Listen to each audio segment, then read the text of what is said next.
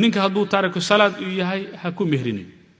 meesha aad ku mashquulsan tahay yuu yahay intuu ka yimid iyo halkuu galaa ee reerkiisa intaad ku mashquulsan tahay iyo jeebkiisa maxaa soo galay shaqadu qabta intaad ku mashquulsan tahay waxaad ku mashquushaa war ninka kan ma tukada mise ma tukada ahamiyadda ugu weyn waa taa maxaa yeelay waa mas'alo ay ka ratimayso gaalnimo iyo islaamnimo ay ka ratimayso markaad guursatay kadib ninow ma iman karto ma dhigi gabadhii waxa way salaadii bay diidan tahay maba soo toostaba marka hore salaadeeda iska ogow gabadhuna maaha inay wadaadada ay daaliso ninka ma tukado sheekho maxaan ka yeelaa kow ogow badanaa ma dhacdo qofka mar haddii ilaahay subxaanahu wa tacaala qof tukan jira salaada inuu ka go'ay aad bay u adagtay